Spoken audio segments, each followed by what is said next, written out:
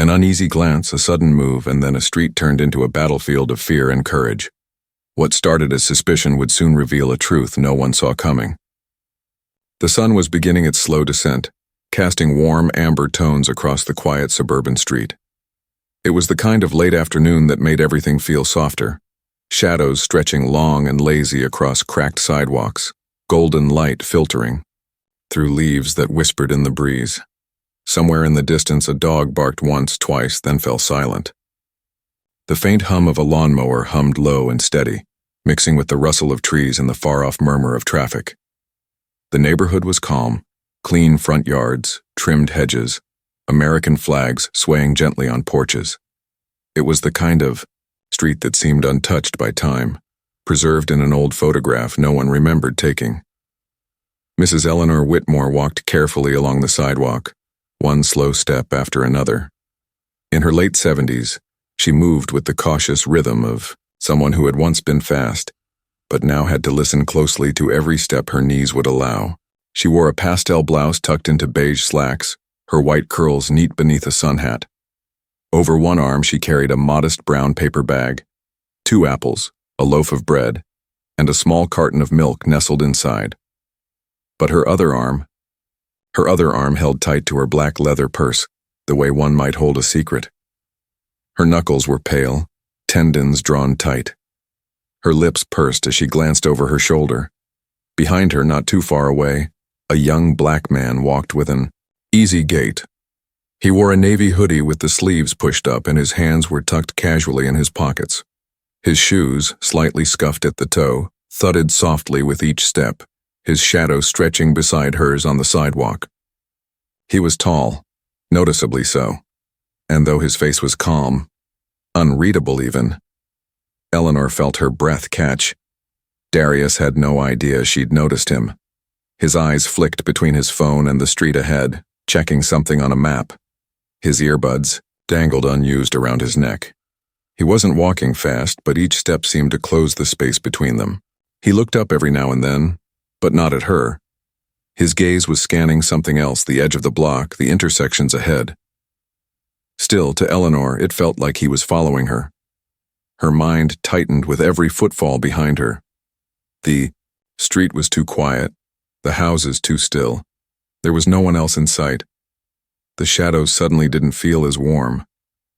Her grip on her purse tightened. She didn't know this young man, didn't recognize his face. He hadn't said anything, hadn't done anything, but still she felt her heart thudding in a way it hadn't in years. Wasn't that how it always started? She thought, stories on the news flashing through her mind. Someone walking too close, too quietly, and then she didn't wait to find out. At the next corner, she crossed the street without warning, glancing quickly over her shoulder as she did. The paper bag in her hand shifted, threatening to tip. She steadied it clumsily, trying not to look obvious, though she knew it was already too late for that. Darius stopped. Not because of her, because of something else. He was still on the other side of the street, now standing at the edge of a tall hedge, frowning slightly. The air felt heavier somehow. The light dimmed just enough to make everything feel more still. He turned slightly, eyes narrowing at a narrow alley between 2 garages a few houses ahead. Eleanor didn't notice. Her gaze was locked forward again, her shoulders tight as a spring.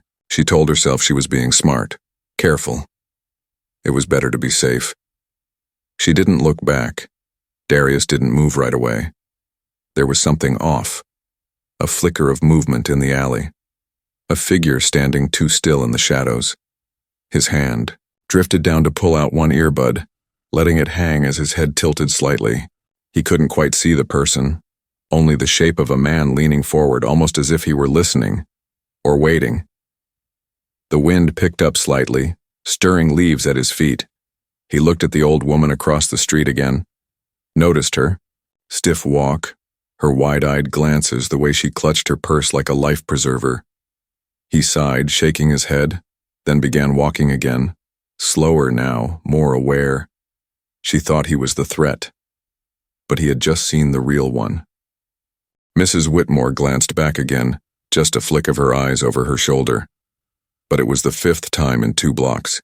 He was still there, the young black man, walking at the same pace, same distance, close enough that she could hear the rhythm of his footsteps. Calm, even. Too even, her mind whispered. Her hand flexed around the strap of her purse, tightening until her knuckles paled beneath thin, translucent skin. Her heart ticked louder in her chest. Not yet a drum, but no longer a whisper. She could feel the old pulse in her throat, steady but strained, but like something under pressure. What does he want? She thought.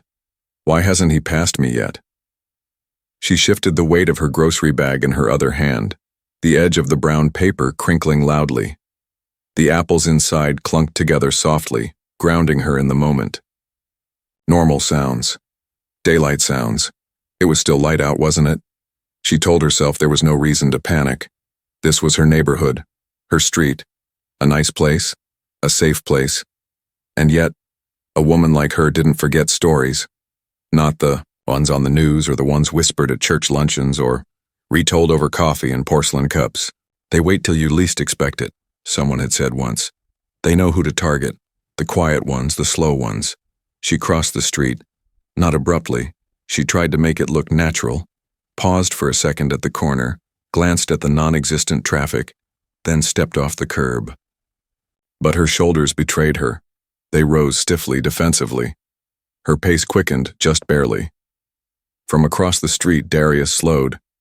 He had noticed her change course, noticed the nervous glances, the grip on her purse. He wasn't stupid. He had seen this story before, except he wasn't the one telling it. He was always in it. Sometimes he played the shadow, sometimes the threat. Never the man just going home. His phone buzzed again. He pulled it out, frowning at the screen. The GPS flickered, struggling to recalibrate. He looked up to check the street signs, still 2 blocks from his destination. He shifted his backpack higher on his shoulder and kept walking, giving her more distance now, without seeming like he was trying to. Across the street, Mrs. Whitmore could feel him still. Not through sound, his footsteps had quieted, but through presence. Her mind ran away from her, filling in blanks with fiction disguised as memory. She remembered the woman in the mall parking lot. The couple attacked downtown. That story about the lady from her book club who had her purse snatched in broad daylight. By someone who looked just like him, she had said. She'd even shuddered when she said it. Mrs. Whitmore had nodded sympathetically. Now she gripped her purse tighter, her breath quickening with the ache of a memory that wasn't even hers. But something was strange.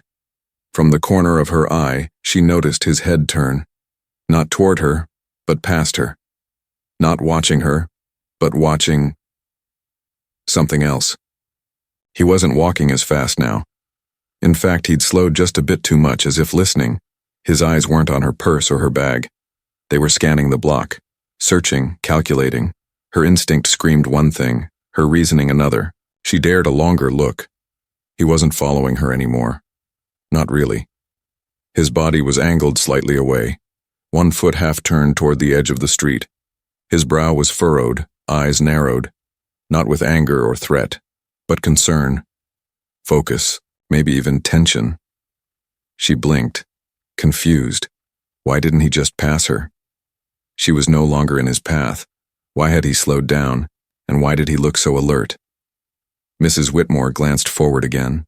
The trees here were thicker, casting soft shadows onto the sidewalk. Her neighbor's old garage stood just ahead, casting a rectangle of shade that seemed too dark for the daylight hour. She hesitated a second, just 1 heartbeat before continuing. Behind her, Darius finally came to a full stop. His phone buzzed again, but he ignored it this time. His eyes were trained on the garage. His body still. Something about that alley didn't sit right. A shape that hadn't been there before. Movement too quiet to be natural. His fingers curled slightly, not in fear, but in readiness. He glanced across the street at the old woman. She was just a few steps away from where the shadow from the alley stretched out like an arm onto the sidewalk. She didn't know. She didn't see it. And she had no idea that the man she'd just crossed the street to avoid was about to become the only thing standing between her and danger. The bench sat beneath an old oak tree that had watched over the street for decades. Its roots jutted up through the sidewalk like old bones, and its leaves stirred softly in the breeze, casting broken shadows that danced across the concrete. Eleanor paused there finally, her breath shallow, the paper bag heavy now in her arm. The sun had dipped just slightly lower, bathing the street in a softer, almost golden hue. She sat with a quiet sigh, carefully setting her groceries down beside her. The cool iron of the bench pressed against her back through her blouse, and for a moment, she let her shoulders drop. The tension of her brisk walk began to melt. Just a little. She didn't look behind her. She believed she no longer needed to.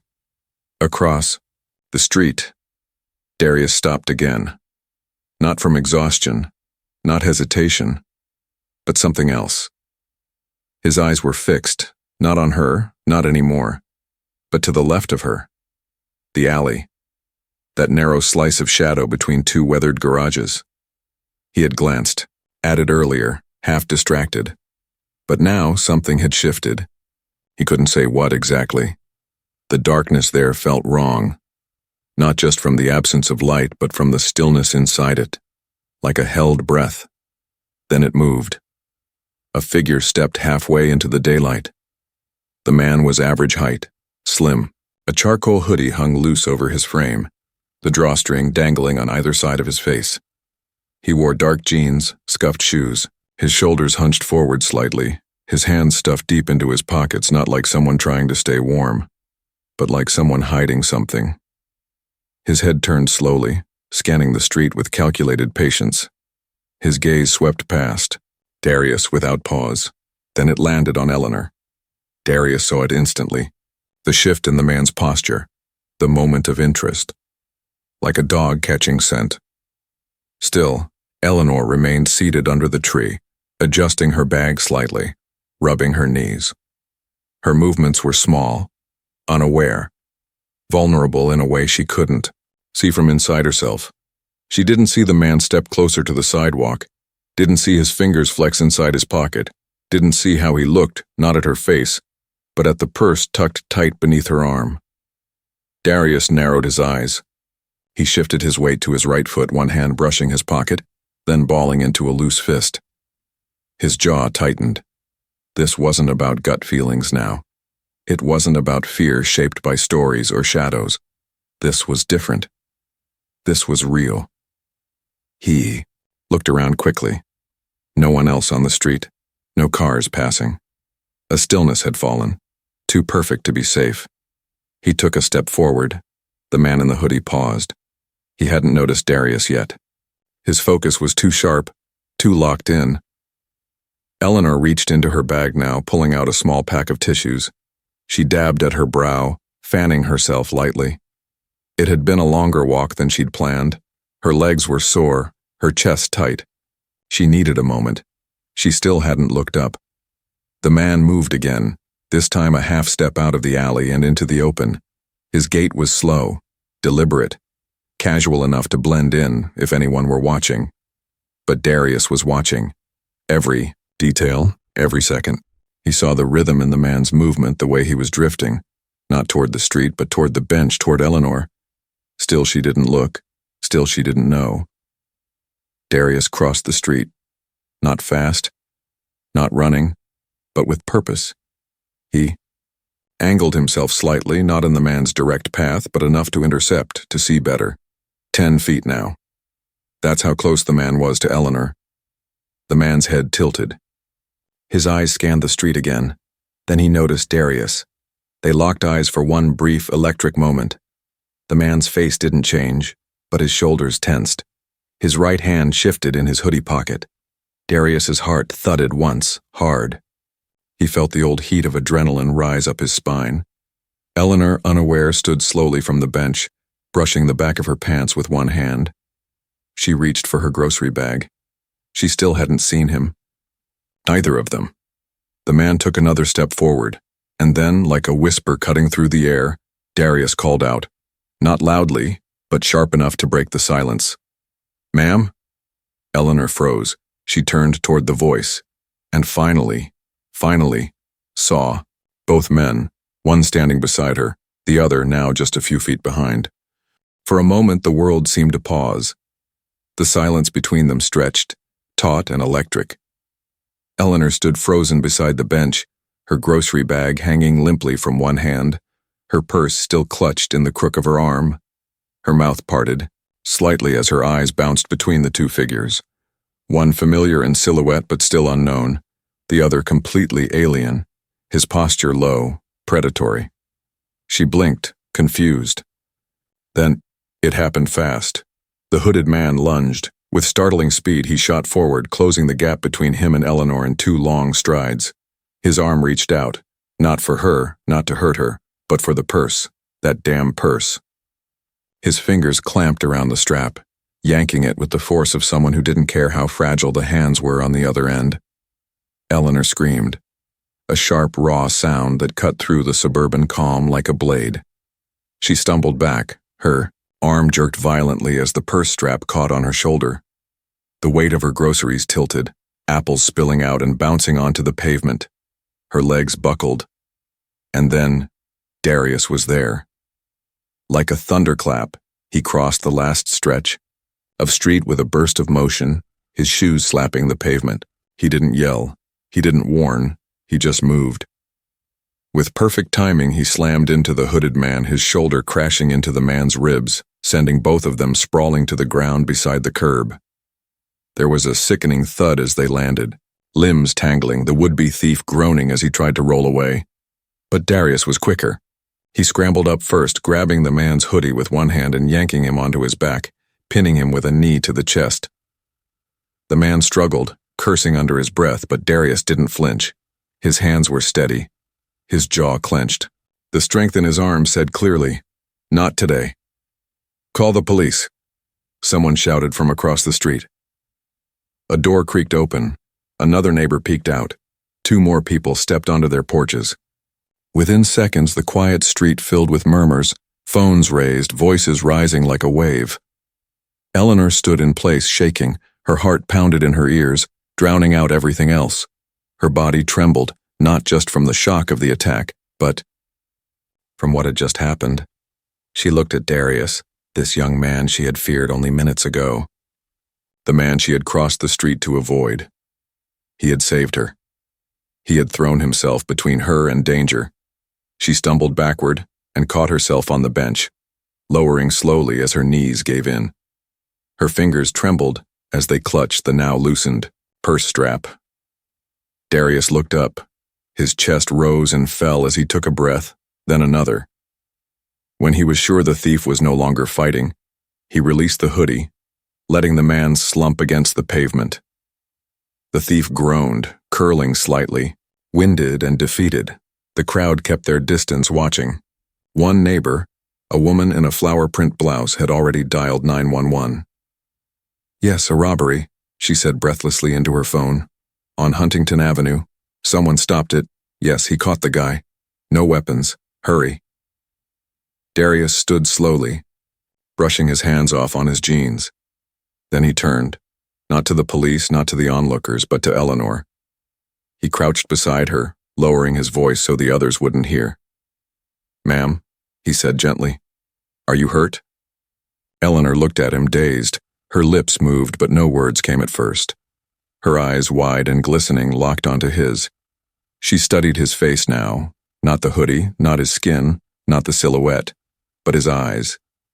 Steady, soft, present. Her voice cracked. I didn't see him." Darius offered a small nod. Most people wouldn't have. He reached behind him, unzipping his backpack. A water bottle emerged, half full, slightly warm but clean. He twisted the cap and handed it to her. "Drink something. You're shaking." She took it with both hands. Her fingers brushed his. The touch made her flinch, but only slightly now. She sipped, then sipped again. The water steadied her in a way nothing else could have. Sirens wailed faintly in the distance, growing louder. The crowd had begun murmuring now, pointing not at the thief, but at Darius. "That guy caught him?" "Yeah. Took him down like a pro. I think he saved that old lady." Eleanor looked at the purse on her lap. still intact, still hers. And the man who had kept it that way, who had kept her safe, sat right beside her, watching carefully in case she tipped again. Something inside her cracked, not from fear, from guilt. She opened her mouth again, unsure what would come out. "Thank you," she whispered. "I thought—" She stopped herself. He didn't need to hear what she had thought. But Darius just gave her a small, tired smile.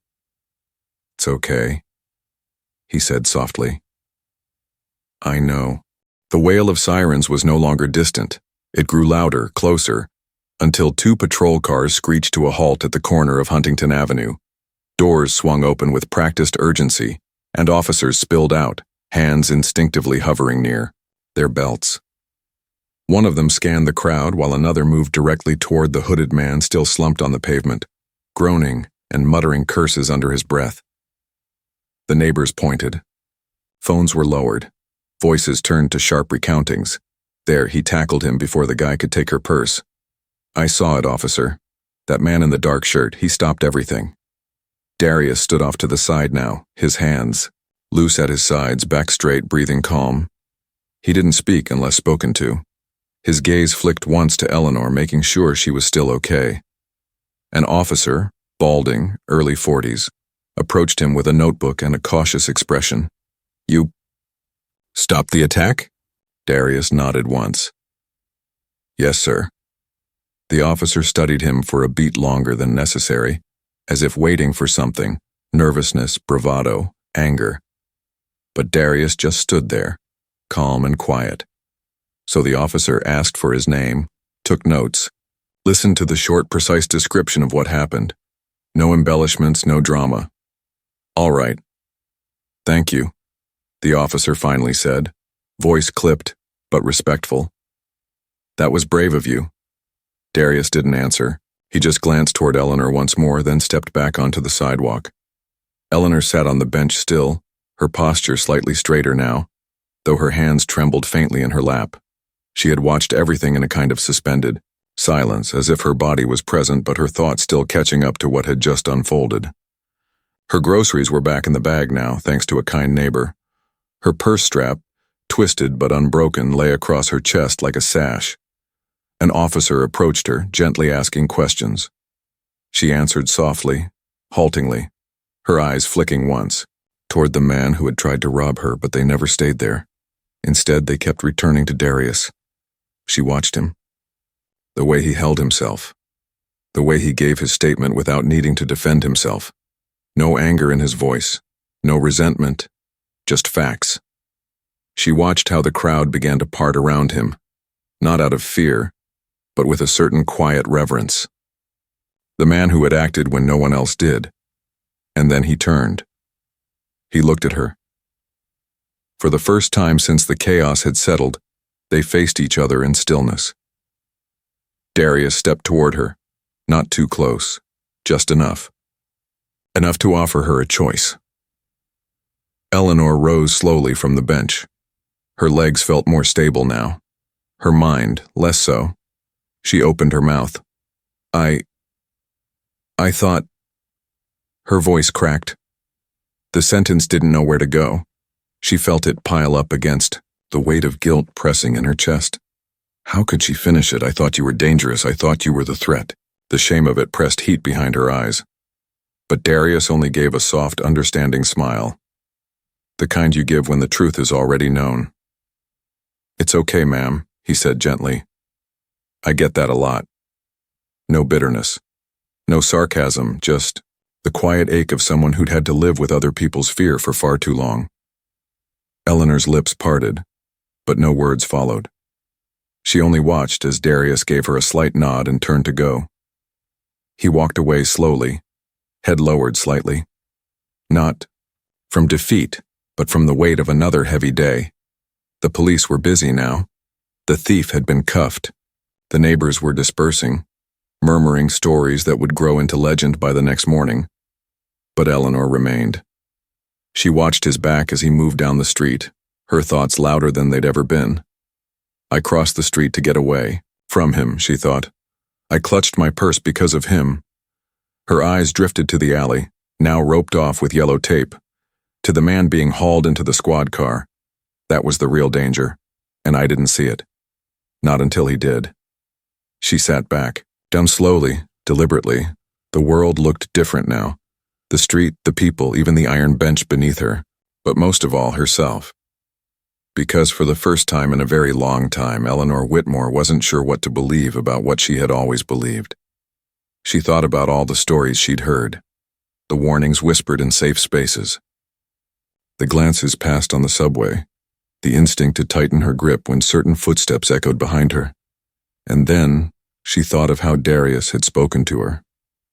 Not with scolding, not with pride, but with a kind of sad patience. He didn't hate her. He understood her. And that, somehow, hurt worse. She looked down at her wrinkled hands, then at the purse in her lap. For the first time that day, it didn't feel like a shield. It felt like a mirror. The community center sat on the edge of Grant Park, nestled between a row of maple trees and a faded brick church. Its paint was chipped in places, its windows fogged with age. But it pulsed with life. Laughter drifted through the open doors. The smell of baked goods mingled with the scent of fresh paint and old linoleum.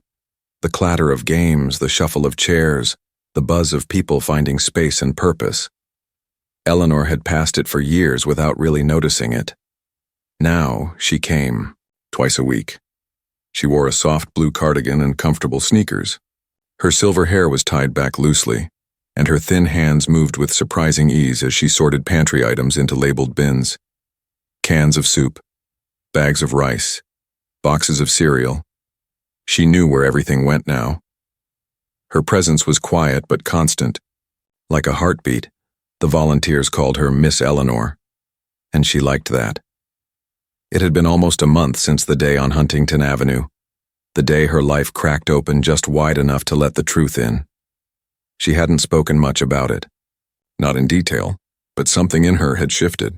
And when the idea of volunteering here had come up during a conversation with a neighbor, she had said yes before fear could answer for her. It had been the right choice. That afternoon, as sunlight spilled in soft patches through the high windows, Eleanor finished arranging the cereal boxes and wiped her hands on her apron. Across the room, kids gathered around a long table with art supplies scattered like confetti. A young girl was drawing a superhero, cape, mask, proud stance. Eleanor watched her for a moment, then smiled to herself. The door opened behind her. She didn't turn immediately. She reached instead for a clipboard, checking the sign-in sheet. Then she heard the voice, low, familiar, warm in the way autumn sun is warm, not harsh, just deeply present. Afternoon, Miss Karen. Got the paint for the back wall. Eleanor turned. There he was, Darius, same calm presence, same quiet strength. He carried a paint bucket in one hand and a folded tarp in the other, his hoodie sleeves pushed up to the elbow. His hair had grown just a little, curling at the edges of his forehead. A smear of white paint already decorated the side of his hand. He hadn't seen her yet, but she saw him. Not just the man who had saved her once, but the man who showed up, the one who kept showing up, here, in this place.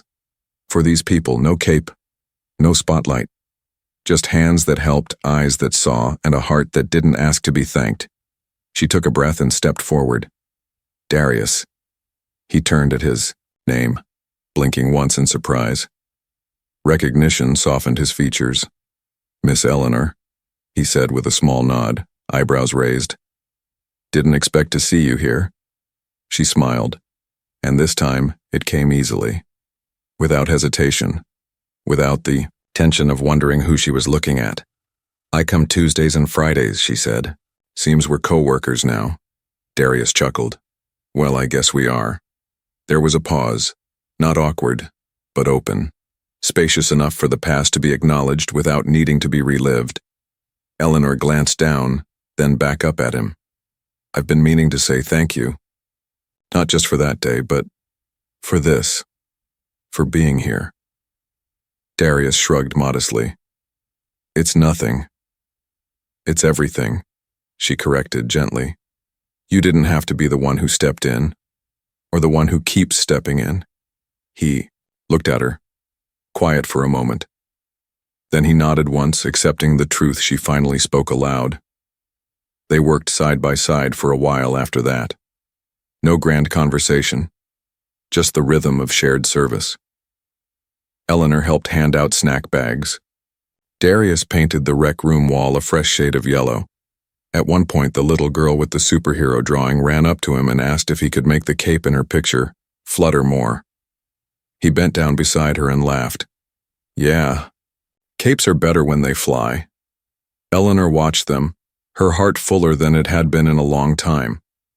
As the sun dipped low and golden through the windows, the room glowed with something quieter than joy, but just as warm. Connection, redemption, change. And as she wiped down the table at the end of the day, her thoughts drifted back to that moment weeks ago.